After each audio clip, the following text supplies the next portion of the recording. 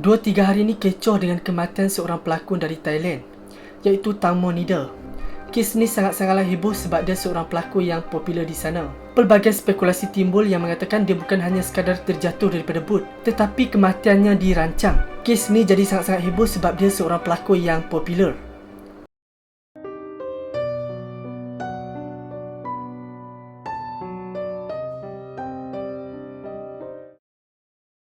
Pada malam 24 Februari iaitu malam kejadian, Tang Mo ni bersama 5 kawan dia naik bot untuk makan malam. So pada malam tu dia nak terkencing ataupun nak buang air, tapi dikatakan toilet tu rosak. Jadi dia disuruh untuk kencing di bahagian belakang bot. Kononnya kawan dia pergi tengok, tiba-tiba Tang Mo ni dah tak ada. Jadi dia dan kawan-kawan cubalah cari, cuba panggil dia pada malam tu, cuba panggil tapi tak jumpa. 5 sekawan ni cuba dapatkan bantuan untuk mencari dia, tapi disebabkan malam tu arus deras, misi pencarian tu ditangguh.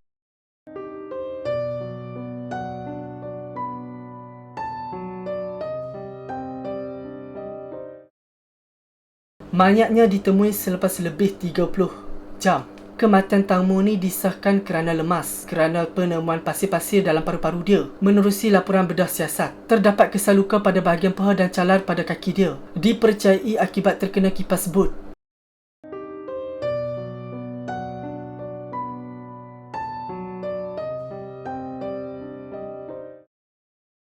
Spekulasi bermula dan dikatakan dirancang apabila terdapat kesan-kesan luka pada kawan-kawan dia, seolah-olah kesan kuku ataupun cakaran.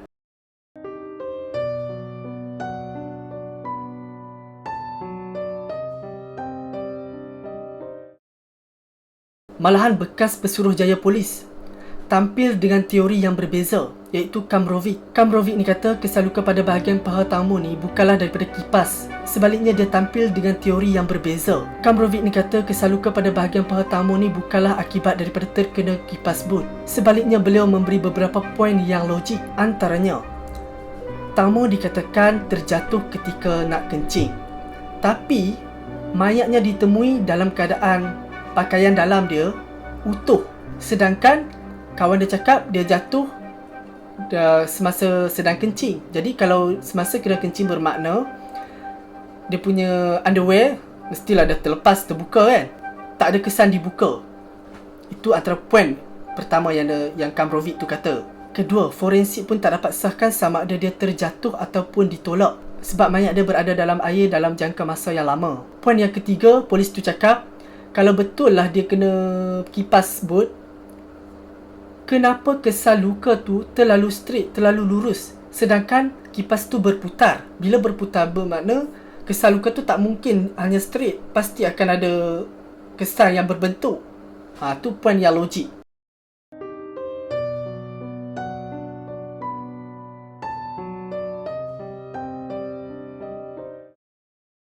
Keluarga dan ibu dia sendiri cakap Tang Mo ni seorang yang cekap berenang. Jadi di sini ada poin dia di mana kalau betul dia boleh berenang bermakna dia bolehlah cuba untuk selamatkan diri dia. Di sinilah teori bekas pesuruhjaya polis tu dan teori netizen di sana mengatakan luka tu seolah-olah disengajakan. Bila luka tu disengajakan pada bahagian kaki, pada bahagian paha, walaupun Tang Mo ni seorang yang cekap berenang, dia takkan mampu untuk berenang dengan keadaan luka.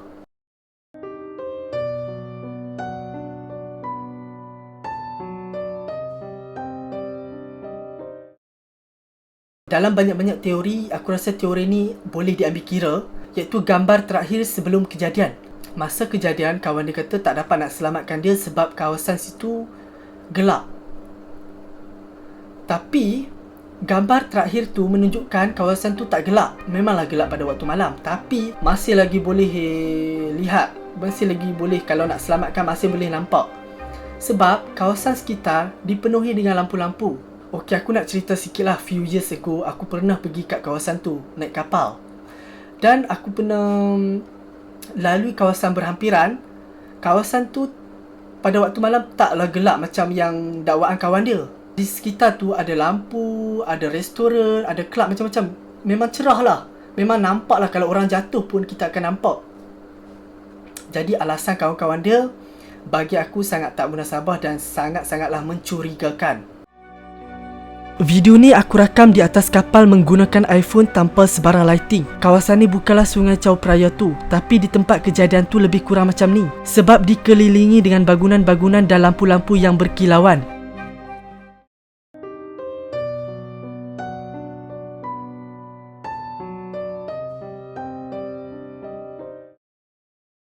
Lima kawan tamu ni berdepan pertuduhan.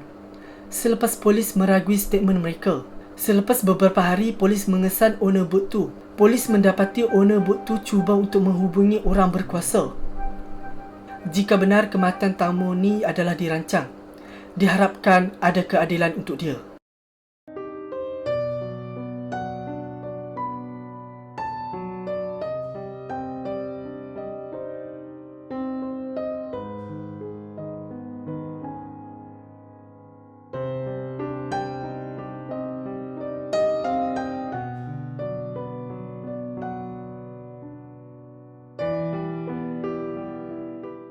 Anyway guys, ini adalah video pertama aku untuk channel ni.